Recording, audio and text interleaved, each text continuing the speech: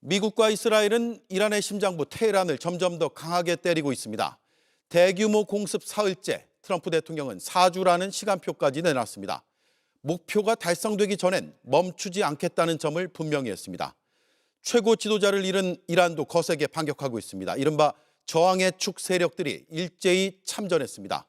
중동 전역이 전면전의 소용돌이로 빠져들고 있습니다. 현재까지 이란에서 최소 600명이 숨졌고 미군에서도 3명의 사망자가 나왔습니다. 첫 소식 양빈영 기자입니다.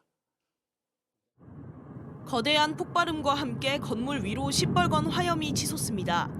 작전 사흘째 미국과 이스라엘 연합군은 이란 군사시설과 지휘부를 겨냥한 대규모 공습을 이어갔습니다. כוחותינו הולמים עכשיו בלב טהרן בעוצמות הולכות וגוברות, וזה רק ילך ויתגבר עוד יותר במהלך הימים הקרובים. 이란도 탄도미사일로 반격에 나선 가운데 저항의 축으로 불리는 친이란 무장정파도 참전했습니다. 레바논 헤즈볼라는 이스라엘을 향해 대규모 로켓과 드론 공격을 퍼부었습니다. 이라크 시아파 민병대 또한 바그다드 공항 내 미군 시설을 공격하며 전선은 중동 전역으로 빠르게 확대되고 있습니다. 그 사이 사상자는 눈덩이처럼 불어나고 있습니다. 현재까지 이란에서만 최소 600명 넘게 숨진 가운데 미군 역시 3명이 숨지고 5명이 다쳐 이번 전쟁의 첫 희생자로 기록됐습니다. And sadly, there will likely be more. Before it ends, that's the way it is. 헤즈볼라의 습격을 받은 이스라엘도 전쟁 이후 12명이 숨지고 450명 이상 다쳤습니다. 이란의 미사일 반격 과정에서 아랍에미리트 3명과 쿠웨이트 1명 등 민간인 피해도 잇따르고 있습니다. 이제 전선이 이스라엘 대 이란을 넘어 중동 전체를 무대로 넓어지고 있는 겁니다. 트럼프 대통령이 이번 작전 기간을 최대 4주로 예상했지만 이란 새 지도부는 피해 보복을 다짐하면서 전쟁은 하염없이 길어질 가능성이 커지고 있습니다. JTBC 양빈현입니다. 네, 이란은 미군 기지가 있는 중동의 다른 나라들을 향해 반격을 하고 있습니다. 그중에 한 곳인 아랍에미리트 두바이에서 조보경 기자가 취재를 하고 있습니다. 연결하죠.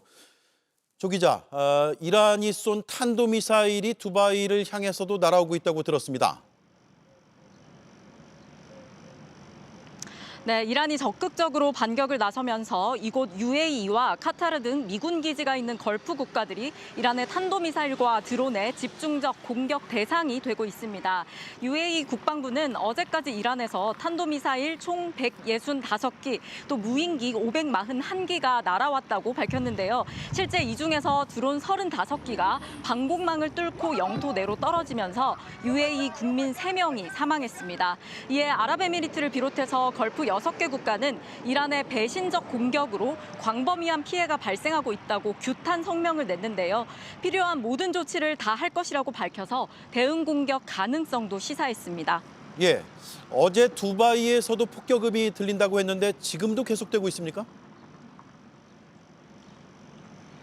네, 어제 오후 이곳 인근에서도 폭격음이 들렸고 거리에 있는 사람들이 폭발음이 일어난 곳을 한참을 쳐다보는 장면도 목격할 수 있었습니다.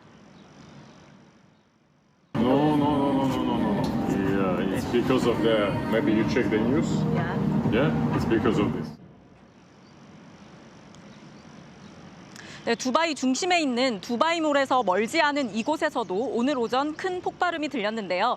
다만 미사일이 직접 떨어진 건 아닙니다. 이란이 인근에 있는 공군 기지를 공격하면서 대부분 UAE 정부가 이란의 미사일과 드론 등을 요격하는 소리로 추정됩니다. 호텔 등 민간 시설도 미사일 파편으로 인한 피해가 발생하고 있습니다. 실제 두바이에서 10년 이상 거주한 한 교민은 집안에도 파편이 날아들었다고 저희 취재진에게 제보를 했는데요. 불안이 커진 만큼 생필품을 미리 사두고 또 육로 대피책도 검토하고 있다고 전해왔습니다. 예, 교민들과 관광객들 안전이 걱정인데 우리 정부는 어떤 지원책을 마련하고 있습니까? 네, 외교부는 이미 출국 권고가 내려진 이란과 이스라엘에 이어 아랍에미리트, 카타르 등 7개 국가에 대해서도 특별여행주의보를 발령했습니다. 특별여행주의보는 단기적으로 긴급한 위험이 있는 경우에 발령되는데요. 국민들은 방문을 취소하고 체류 중인 국민들은 안전한 지역으로 이동하라고 당부를 했습니다. 작년 기준 UAE 교민 수는 약 8천 명인데요. 관광을 왔다가 발이 묶인 한국인 역시 상당히 많은 상황입니다. 정부는 이란과 이스라엘을 포함해서 이번 사태로 한국인 피해가 접수된 건 아직까지는 없다고 밝혔습니다. 하지만 만일의 사태에 대비해서 수송 작전을 준비해 줄 것을 지시했습니다. 예, 잘 들었습니다. 조보경 기자도 안전에 유의하면서 취재를 하기 바라겠습니다. 지금까지 아랍에미리트 두바이에서 조보경 기자가 전해드렸습니다. 오늘 우리 증시가 휴장한 사이 일본을 비롯한 아시아 주요 증시는 크게 출렁였습니다. 반면 금과 달러 같은 안전자산엔 돈이 몰렸습니다. 내일 이란 사태 이후 첫 장이 열리면 우리 시장의 단기적인 충격은 불가피하겠지만 기업들의 좋은 실적으로 극복할 수 있을 거란 분석이 나옵니다. 김재현 기자입니다. 주말 새 벌어진 이란 사태 이후 첫 장을 연 아시아 증시는 충격을 고스란히 받은 채 출발했습니다. 일본 니케이 지수는 오전 한때 2.7%까지 급락했다가 전장 대비 1.35% 내린 채 장을 마쳤습니다. 홍콩 항생지수는 2.12%, 중국 심천 종합지수는 0.68% 하락 마감했습니다. 내일 개장하는 우리 증시에도 충격파가 미칠 가능성이 큽니다. 위험자산 선호 심리가 약화될 수밖에 없기 때문에 전반적으로 매물 추리는 불가피할 것으로 판단하고는 있습니다. 최근 코스피가 가파르게 급등한 만큼 단기적으로 영향이 클 수 있습니다. 전문가들은 장기적인 변동성은 지켜봐야 한다는 분석입니다. 사태가 장기화돼 호르무즈 해협 실질적 봉쇄와 고유가가 지속된다면 악재로 작용할 수 있다는 겁니다. 장기화된다라고 하면 당연히 유가가 상당히 고공행진을 할 수 있는 부분들이어서 그렇게 됐을 때는 국내 증시의 어떤 조정 기간도 상당 기간 좀 길어질 수 있는 가능성이 있고요. 다만 국내 증시를 이끄는 반도체주의 실적과 전망이 워낙 좋기 때문에 이번 이란 사태를 극복할 수 있는 변수로 보는 의견도 적지 않습니다. 주식시장과 달리 안전자산에 대한 선호가 강해지며 금값과 은값은 훌쩍 뛰었습니다. 국제 금 선물 가격은 지난 1월 이후 약 한 달 만에 온스당 5,400달러 선을 재돌파했습니다. 달러도 강세 흐름을 보이고 있습니다. 이 때문에 최근 1,400원대 초반에서 오르내리며 안정세를 보여왔던 원달러 환율이 다시 오를 수 있다는 우려가 나옵니다. JTBC 김재현입니다. 2023년 8월 윤석열 전 대통령과 김건희 씨가 경남 저도로 6박 7일간 휴가를 떠났습니다. 당시 이들 부부를 경호했던 김성훈 전 경호처 차장의 경찰 진술 내용을 JTBC가 확인했습니다.